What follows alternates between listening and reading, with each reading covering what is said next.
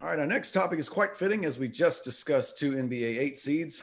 As you may have heard, the NBA will have a play in tournament to decide the seventh and eighth seeds in each conference. The seventh and eighth place teams will have two chances to secure a playoff spot, while the ninth and 10th seeds will have to win two straight games during the playoff field. The NBA experimented with the play in idea in last season's bubble, which ended up seeing the Portland Trailblazers sneak into the playoffs last season, only to lose to the Los Angeles Lakers in 5 games in the first round. Okay, Drake, what do you think of this season's version of the play-in tournament?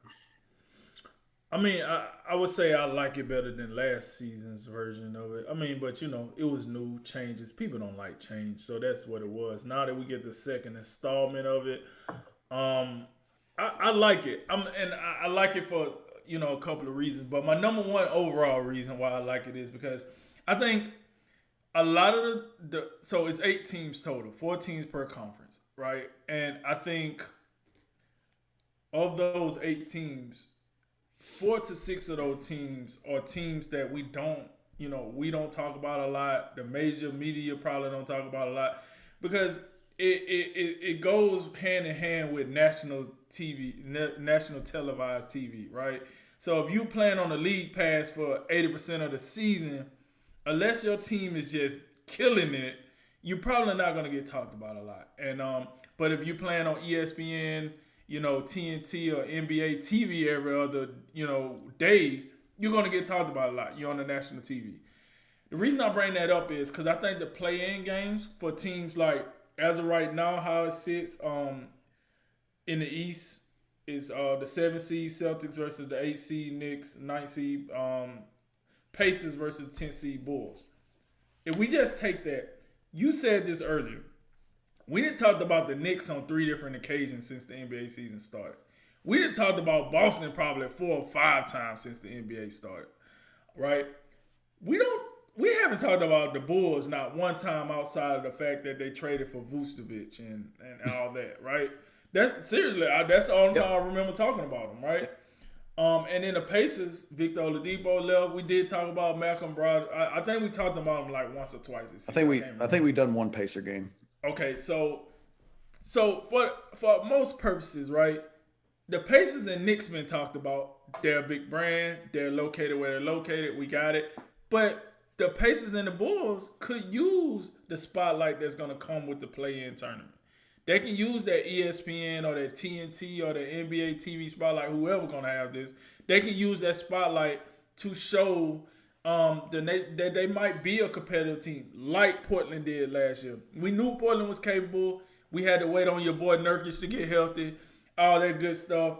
They made it to the playoffs, and what happened. I got it, but at least give you the opportunity to showcase what your team can do on the national televised stage that you might not get normally. Now, with the West, you got the 7 Mavericks versus the 8 Grizzlies, the 9 Spurs versus the 10 Warriors. How awesome would it be if the Warriors somehow just came out of nowhere, won this, and Steph Curry is back in the playoffs again, Draymond Green back in the playoffs again, with et cetera, et cetera. That would be a great story. That'd be a great story. Now, the story I think the NBA wants is to get Zion in there again, but you kind of got to at least be in the 10th spot to be in there, and they ain't there right now. So, but the Spurs, I don't think we covered the Spurs one time this season. Nope, not one. What if the Spurs woke up during this play-in tournament and they won a couple of games and they got hot? That is why I like the play-in. I just think it allows the lower tier teams that don't get the exposure a chance to get the exposure and then play their way in. Now, that's probably it. You know what I'm saying? That's probably the 1 versus 16 game. Oh, man, you played good in the first 4. Thanks for coming. Now you're going to play the big boys, and then it might come short. Your dream time come very short very soon.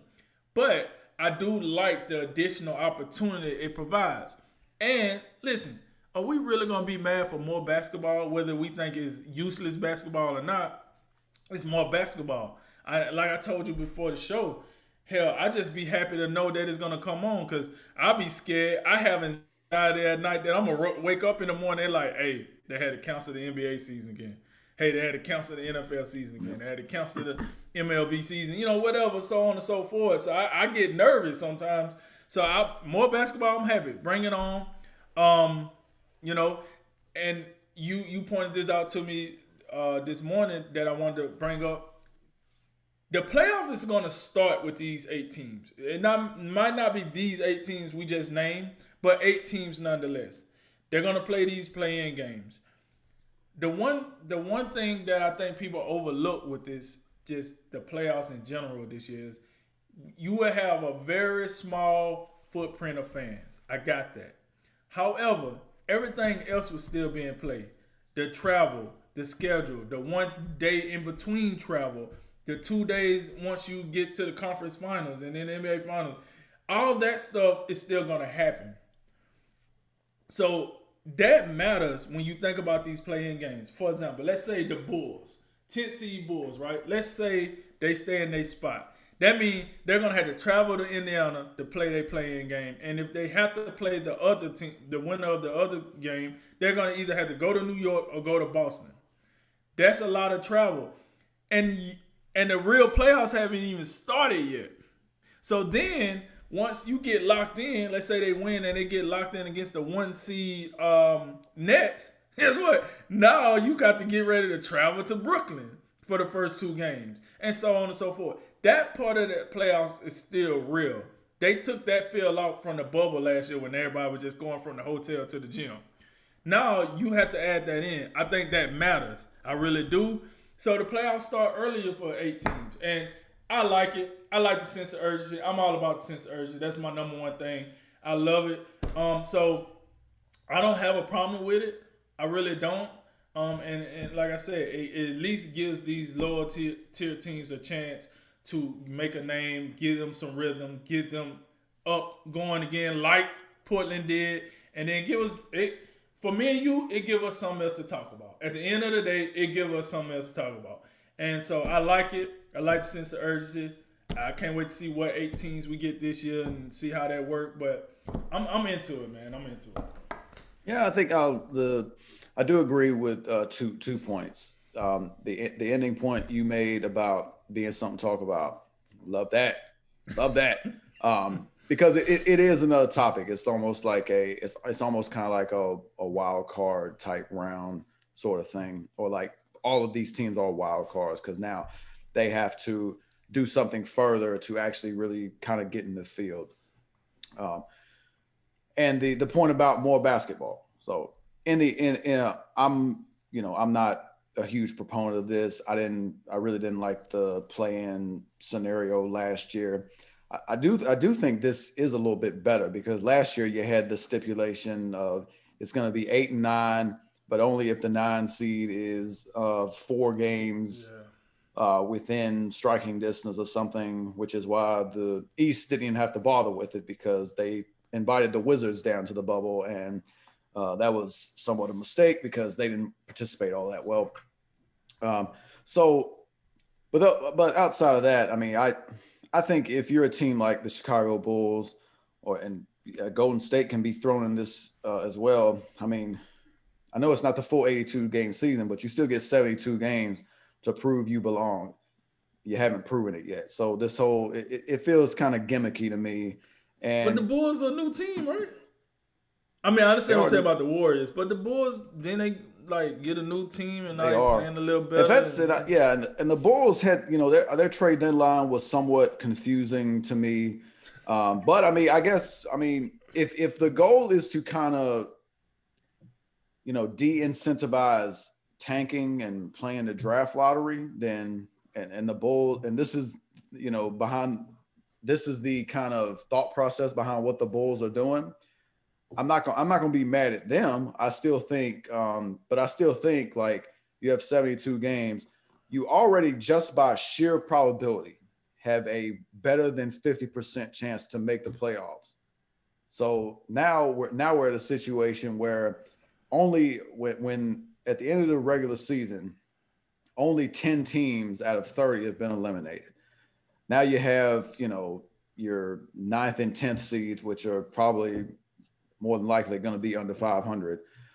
They get a chance to participate. for the right to get a beat down in the first round of playoffs. Because in the end, that's what's gonna happen.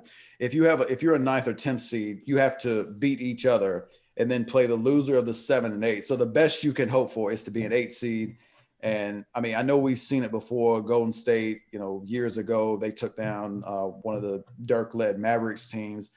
I know it can happen, but as you well know, this is unlike college basketball to where you can have a one-hit wonder. It's much harder to do that in a series, and it's not like the old first round where it was a 5-game series. They're all 7 games. Bring that back, by the way. Yeah, it's all 7 games, so it's just very unlikely. I wouldn't have messed with the NBA playoff format. I think it works well, but they did find some newfound excitement with what they did last year. Portland got hot. I was always confused to why Portland needed to get hot to make the playoffs in the first place. But because of Nurkic. Nurkic, yeah. But I mean, in the end, like you say, it is something to talk about. And like some of these matchups that we have, I mean, particularly the 7-8 games. I mean, I could get down with Boston and New York. That seemed the 2 big market teams. And Dallas, I think, by the way, I think this is probably the most unfair to a 7 seed like Dallas, because Dallas is a 7 seed by a pretty good margin right now. And they looks like they've been playing really good basketball lately. They might have a chance to get into the top 6 and avoid this mess. Right. But it is sort of a punishment, like to the 7-8 seeds. Like if you don't want to leave no doubt, Boston, how about playing better? And it's not that hard, because I mean, you barely have to be over 500 to be in the 6th spot right now.